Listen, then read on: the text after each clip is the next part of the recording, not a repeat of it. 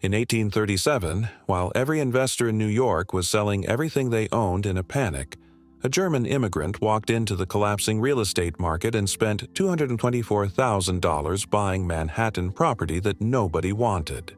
People called him insane.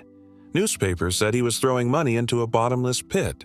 When property owners could not pay their mortgages at 7% interest, he foreclosed on 70 of them. He picked up a section of Harlem for $2,000 that would later be valued at over $1 million. By the time he died in 1848, he owned land beneath more than 700 buildings. His name was John Jacob Astor, and he was America's first millionaire. The strategy he used is number 7 on this list, and it still works in every single market crash. Number 4 turned a sarcastic banker into the most powerful man in America, more powerful than the president himself. And number 1 was so effective that Wall Street eventually made it illegal, not because it was dangerous, but because it was making ordinary investors too rich. These 10 strategies were not secrets. They were standard practice during the era that built the greatest fortunes in American history. Before we start, subscribe, because the playbook that created the Gilded Age was never discontinued. It was just buried. Number 10. The ground lease. John Jacob Astor did not build buildings. He did something far more profitable. He bought raw land, subdivided it into parcels, and leased those parcels to other people for 21 years at a time. The tenants built the buildings at their own expense. When the lease expired, Astor had 2 choices. He could renew at a dramatically higher rent because the neighborhood had developed around it. Or he could buy the building for a valuation that always came in lower than its true worth, because he controlled the appraisal. By 1848, he collected rent from 470 leases totaling over $200,000 annually. He never swung a hammer, never hired a contractor, never risked a dollar on construction costs. He simply owned the dirt underneath everything else. The dirt was the strategy. Everything built on top of it was someone else's expense and his profit. Number 9. The self-financing investment. Astor structured his real estate holdings so that the income from existing properties funded the purchase of new ones. No outside capital. No bank loans. No partners. Lease income from one set of buildings paid for the next parcel of land, which generated its own lease income, which funded the next purchase. The portfolio fed itself. By 1840, his system was producing $128,000 a year in rent, and every dollar went back into acquiring more property. The strategy required patience measured in decades, not quarters. But the result was a fortune that compounded without ever depending on external financing, which meant no lender could ever call a note, demand repayment, or force a sale at the wrong time.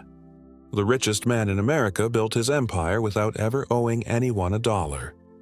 Number 8. The monopoly play.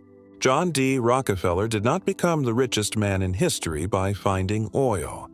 He became the richest man in history by controlling what happened to oil after it came out of the ground. By 1879, Standard Oil refined over 90% of all oil in America. Rockefeller achieved this through a relentless campaign of acquiring competitors. He offered to buy them at fair prices. Those who refused found their shipping costs mysteriously increased because Rockefeller had secret rebate agreements with the railroads. Their customers dried up, their margins collapsed, and within months they sold to Standard Oil at a lower price than they were originally offered. Rockefeller understood that controlling the bottleneck of an industry, the single point through which all product must pass, was more valuable than controlling the product itself. Refineries were oil's bottleneck. Railroads were commerce's bottleneck. Banking was capital's bottleneck. Every great Gilded Age fortune was built by a man who identified the choke point and seized it. Number 7. Buying at the bottom of a panic. This was Astor's defining move, and J.P. Morgan's, and every quiet fortune that survived the Gilded Age. When the Panic of 1837 destroyed property values across New York, Astor was the buyer. When the Panic of 1893 threatened to collapse the gold standard, Morgan organized a private syndicate to rescue the U.S. Treasury. When the panic of 1907 triggered a run on New York's trust companies, Morgan locked the city's top bankers in his private library and did not let them leave until they had pledged $25 million to stabilize the system. He raised it in 15 minutes. These men did not predict crashes. They prepared for them. They kept enormous cash reserves specifically so they could act when everyone else was frozen. Cash during a crash is not a missed opportunity. It is the opportunity. Number 6. The trust structure. Rockefeller created Standard Oil as a trust in 1882, a legal entity that allowed a small group of trustees to control dozens of companies under a single umbrella. The structure concentrated decision-making power while distributing ownership across many entities, making it nearly impossible for any single legal action to reach the entire fortune. When the government broke up the Standard Oil Trust in 1911, Rockefeller actually became wealthier because he held shares in all 34 successor companies, and their combined value exceeded the original. The trust did not just protect his wealth, it multiplied it. Irrevocable trusts moved assets out of the taxable estate, protected them from lawsuits, and controlled distributions to heirs. The tool is over a century old. It remains the single most effective legal structure for preserving wealth across generations. And most American families have never heard of it. Number 5. The infrastructure bet. Every Gilded Age fortune was built on the same underlying wager. America's physical infrastructure would expand. Vanderbilt bet on steamships, then railroads. Carnegie bet on steel. Rockefeller bet on oil. Morgan bet on electricity and telecommunications. None of these men invented the technology. They financed the infrastructure that delivered it. The profits went not to the inventors, but to the men who controlled the networks through which invention became commerce. The parallel to today is exact. The largest modern fortunes were not built by people who invented the internet. They were built by people who owned the platforms, the logistics, the cloud infrastructure, and the payment systems through which the internet becomes useful. The strategy has not changed in 150 years. Own the infrastructure and let everyone else pay you to use it. Number 4. Being the lender, not the borrower. J.P. Morgan did not merely invest in companies.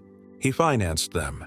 When U.S. Steel was created in 1901, Morgan assembled the deal, provided the capital, and took a fee of $12 million just for organizing the transaction. He financed General Electric, International Harvester, and AT&T under similar arrangements. The strategy was simple and ancient. The person who provides the money sets the terms. Morgan's power over the American economy was so complete that during the panic of 1907, he functionally served as America's central bank because no institution could match his ability to deploy capital at will. The Federal Reserve was created in 1913 partly because Congress realized that one private citizen should not hold that much financial power. They did not disagree with his strategy. They just did not want one man executing it. Number 3. The counter-cyclical reserve. The men who survived the 5 major panics of the 19th century shared one habit. They kept cash reserves that their competitors considered excessive. While other investors leveraged every dollar into maximum positions, the survivors kept 20, 30, sometimes 40% of their wealth in liquid assets that earned nothing during good times and earned everything during bad ones. Morgan's ability to rescue the U.S. Treasury in 1893 and the banking system in 1907 was not genius. It was liquidity. He had cash when nobody else did, which meant he could set the terms. Cash in a boom feels like waste. Cash in a panic is the most powerful asset in existence. Every Gilded Age survivor knew this. Every Gilded Age casualty forgot it. Number 2. The dividend harvest. Before stock prices became the obsession of every investor, dividends were the point. Gilded Age investors bought stock for one reason: the quarterly payment. Investors who accumulated dividend-paying stocks and reinvested those payments into more shares created compound growth machines that ran on autopilot. The Vermont janitor Ronald Read used this exact strategy, buying dividend stocks for over 60 years and reinvesting every payment. He died in 2014 with $8 million, and the strategy he used was standard practice in every brokerage office in 1890. Wall Street shifted the public's focus from dividends to price appreciation because brokers earn commissions on trades, not on dividends. An investor who buys and holds forever generates no fees. An investor who trades constantly generates a fortune for his broker. Number 1. The corner. This was the most feared, most profitable, and eventually most regulated strategy in Wall Street history. A corner happens when a single investor or group buys enough of a stock or commodity that sellers literally cannot deliver what they have promised. Short sellers who had bet the price would fall are forced to buy from the only person who has shares, the person who cornered the market. The price goes wherever the corner holder wants it to go. In 1869, Jay Gould attempted to corner the entire gold market of the United States. He drove the price up until September 24th, a day that became known as Black Friday, when the government intervened by releasing Treasury gold and the price collapsed, ruining thousands of investors. Gould walked away with his profits intact. Cornelius Vanderbilt cornered the Harlem Railroad in 1863, when short sellers, including members of the New York City Council who had tried to manipulate the stock through legislation, were forced to buy shares from Vanderbilt at whatever price he named. He bankrupted them with their own bet. The strategy was eventually regulated, then restricted, then effectively banned. Not because it did not work, because it worked too well. The men who built America's first great fortunes did not follow the rules. They wrote the rules. Then they rewrote them when the old ones stopped being profitable. Every principle on this list, stripped of its Gilded Age costume, is still operational today. Buy when others panic. Control the bottleneck. Keep cash when cash is unfashionable. Own the infrastructure. Think in decades.